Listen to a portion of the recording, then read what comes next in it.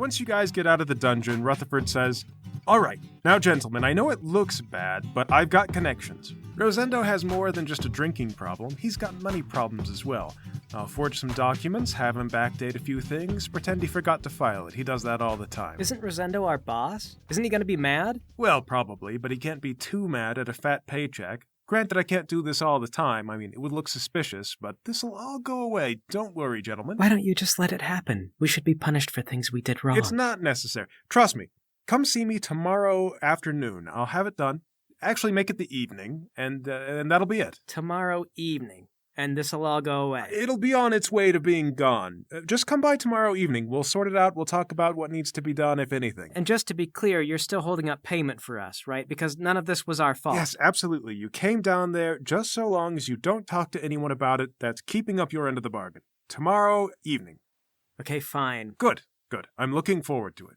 And Rosendo leaves. So are we in trouble or not in trouble? I'm not sure what rules we broke exactly. All of them? Every single one of them? In one night? I mean, not all of them. You don't even know what the rules are. They didn't give me a manual or anything. They didn't. Why didn't they give us a manual? Well, for one, I can't read, and for two, we were supposed to have some guy guide us into the process. Oh, right. We skipped that part, so for all we know, we didn't break any rules, because we don't even know what the rules are. We have no idea what's going on. Well, that much is true. I don't think they'll say that makes us innocent, though. Well, I have a lot to say about that. Well, let's talk about it on the way home. Oh, you think you're calling my bluff? Well, let me explain innocence to you. First of all... And you guys get lectured by Lowry all the way back to the temple. Does anyone want to do anything before you go meet with Rutherford? Yeah, I actually wanted to heckle the devotees of Glute for a while. Yeah, sure. And the following day, in the morning, you find one of the guys out in the yard. He's doing squats while holding a big round rock. Hey, doing exercise, huh? Yep. 1, 2, 3. You know that rock is just holding you back. Yeah, I know, bro. That's the whole point. It's resistance. No, I mean like it's a material item, that's tethering you to the world. You should throw it away. Well, that's what I'm working on, bro. See, Glute explains that you have to fight against physical burdens until you can throw them all away. The stronger you get, the easier it is to throw away material items. And he throws the rock away. Oh, cool. I mean, you're really holding yourself back, forcing yourself to work with rounded stones that people made. No, bro. See, the rounded stone is harder to hold, so, you gotta, get really good grip strength for it. So what you're saying is that you're burdening yourself with material items on purpose? Yeah, so that I can unburden myself easier. I mean, I threw that thing away and I already feel a lot lighter. Well, yeah, I mean, logically, anyone would understand that's how that would work, right? Yeah, you gotta work hard. 'Cause some people believe that when you die, you have to hammer throw your own soul to heaven. Okay, now that's absurd. There's no such thing as heaven. Well, for most people, there's not. But if you work hard enough and you get good enough at the hammer throw, you can do it, brah. And then you're not reincarnated or anything. You escape the mortal coil and all materialism forever. Huh. Well, I guess it wouldn't hurt to try and lift one of those rocks. Can you hand it over here? Oh, yeah, sure. Okay, remember, you gotta lift with your legs. Careful with your back. If you injure yourself, you can't lift the rock anymore. But that's good, though, right? I don't want to be materially burdened anymore, right? Well, I mean, an injured back is a material burden, bro. No, it's part of my physical body, and I am the temple. I am the self. No, bro, your physical body is just a cage keeping you in. You've got to condition it so that you can break out of it. Okay. Okay. I guess I do some squats for a while. Yeah, it's hard to put down transcendentalist monks with transcendentalist philosophy. I'll work on it. I just need to find all the chinks in their faith. Anybody else got anything they want to do? Nah, just work out with Milton. Try to make it look like I'm still excited to have a new master. I'll cheerlead for Paul. Do a punch, Paul. Do a punch. I'm doing a punch. But a good punch, though. A better punch. More straight. How can you even tell if I'm doing a straight punch from where you Milton are? punches you in the gut. Milton. Sorry, sir. It was a lesson to keep you focused. Should I not have done that? I mean, I wasn't ready for it. Next time I'll warn you, sir. I'm sorry. You should have blocked that one, Paul. My dad always says distractions are very pulling your attention away from the enemy. Your dad always says that, huh? Yeah, he would say it when I was training with Mom, and then she'd hit me. Okay, all right, yeah. In the head, I assume. Every time. Well, the evening comes. You guys gather together and head down to Rutherford's. When you arrive, however, you find a small group of city guard outside of his house. Uh-oh. I've seen this before. There was probably a big party. They had to get a noise complaint. Yeah, I don't think so. Elvis, go ask him what happened. You want me to go ask? Yeah, you're the only one who's human. If they're looking for a cat man and a lizard man working together, well, Lowry and I are them. But I'm the human. There's lots of humans in the city. But I'm the only human in the group. Yeah, but they're not just looking for human. They're looking for cat and lizard. Why aren't they looking for me? Because you're just a human. Is it because they've already found humans? Yes, they've already found humans. Now go talk to the guards. Ask them what happened. Okay, thumbs up. I go over to the guards. The guards are in the middle of a quiet discussion. They look up when you approach. Hello. What happened? To what? One of the guards asks. All day. Everything? I don't know. What's going on? Well, my wife forgot my lunch today. Dude. Yeah, Do you know why? I don't know. I think she's just distracted lately. There's a lot of stuff going on at home. I am so sorry to hear that. And you have to go to work anyway. You should take a day off, maybe. Reconnect with your wife. A guard with a brush on his helmet steps forward. He goes, "Excuse me. They call me Colonel Wimbledon. And that man," he points to the guard, "isn't even married. He's just playing with you." Oh, dude, you really had me going. The guard shrugs. "What is it you want, civilian?" To know what's going on. "There was a murder here. Did you know the person who lived in this house?" Yeah, his name was Rutherford. He was a nice guy. He had books. "Correct on both counts. He had books. He died in the library. The place was set aflame." Is this like that guy's wife? Are you being serious? "My young lad, Colonel Wimbledon doesn't believe in humor. Ask any of the guards. I believe in two things. First of all, civic duty." And he turns to one of the guards and he goes, "And second of all, that everyone should stop putting cheese in my locker. It's not funny."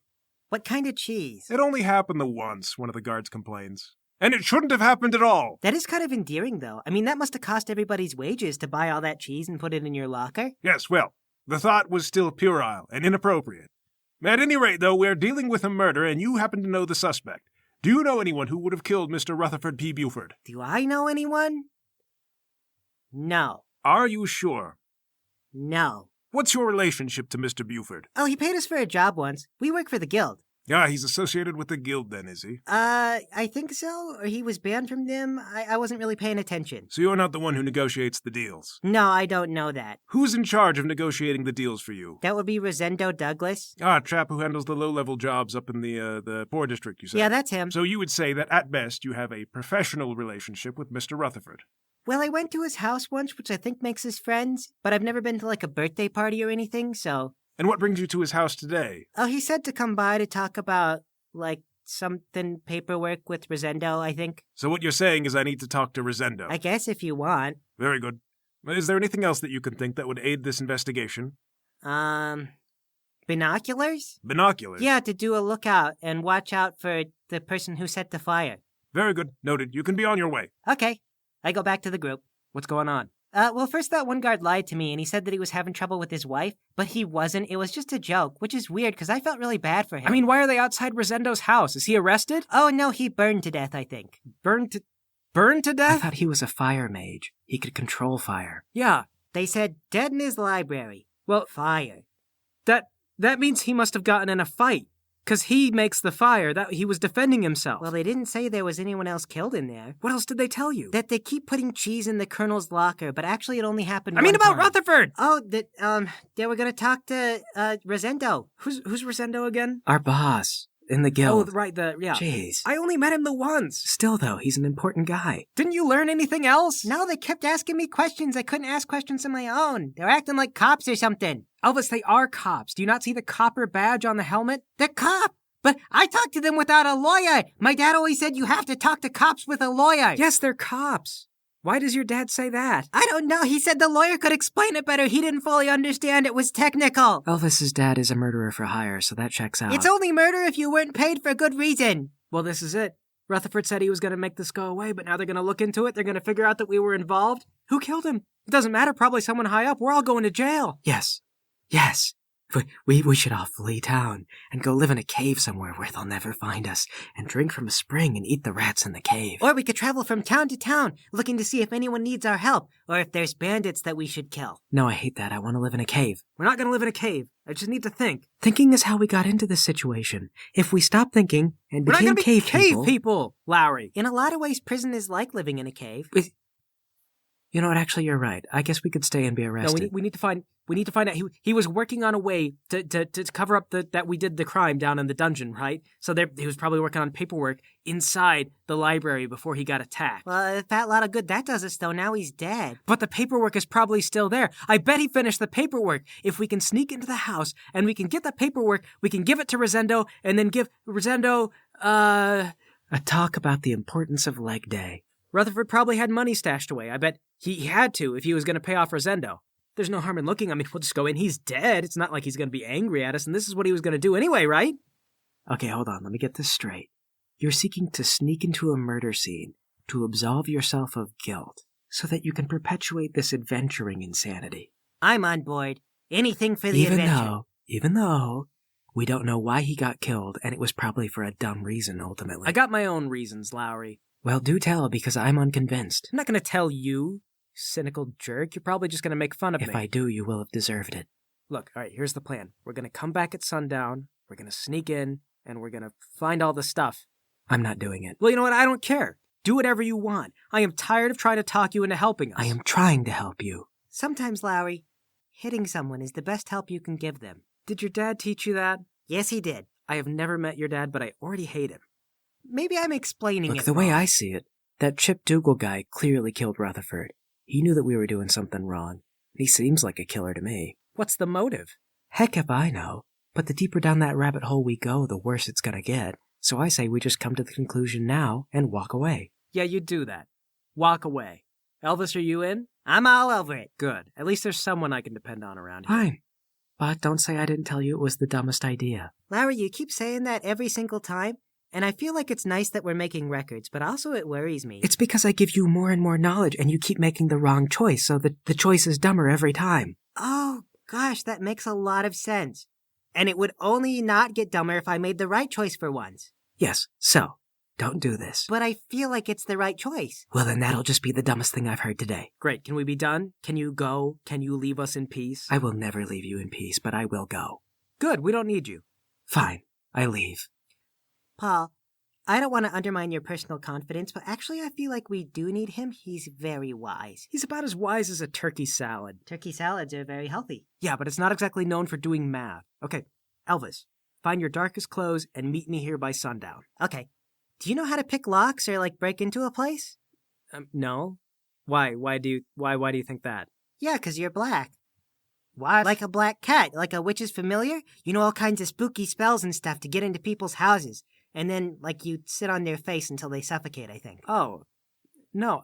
I've never met a witch in my life. Never? I mean, I've heard people say that I'm supposed to be unlucky because I'm a black cat, but no, I've never been told that I would sit on a man's face and smother him because I'm a black cat. That was a very scary story. I was always afraid a cat was going to kill me when I was little. What story? The witch's cat. The story of the witch's cat. You make the witch angry, and then her cat sits on your face. Well, there's no witches, and you haven't angered a witch, so I'm not going to sit on your face. Okay, but you are a cat, though, right? And that's like you're a cat burglar.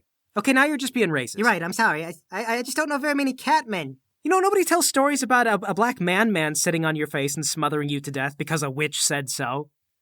He might if he were her husband. Okay, please stop talking. Go and get your dark clothes. Meet me here at sundown. Aye, aye, sir. So they go to do that, and it already sounds genius. So, Lowry, what would you like to go do? Prepare to witness real genius at work. I go down to the bar where Rosendo works, and then I sit outside, and I panhandle for money. Alms? Alms for the poor? I'm naked. Excuse me. Some guy stumbles out of the bar, and he goes, "Hey, can lizards be homeless? Shouldn't you be living under a rock or something?" Actually, if I had my way, I'd be living inside of a cave, but I've been evicted. Evicted? Well, who's your landlord? Fickle fate, as it were. Just sounds like a brothel owner. Did you live in a brothel? In a cave? In many ways, fate makes us all into prostitutes. Yes, she does. I guess that's how you wound up homeless. I mean, that's essentially the story I just told you, yes. Alms, alms. He throws a copper in your cup. Thank you. Hey, wait a minute. You're sitting outside of a bar. You're not going to go and spend that on beer, are you? No, it all goes to food. Pick the copper up and eat it. Oh. Okay. He stumbles off. Alms, alms for the poor. Okay, is this all that you're doing, or are you looking for something to happen, or... Yeah, I'm gonna wait until some adventurers go in, probably to talk to Rosendo. Okay. You would probably also need to wait till close to sundown, because that's when people start to show up to drink. But, it's not too far off from now. Alright, get up, march inside. They all think they're so smart, I'm gonna show them I'm the only one who's smart.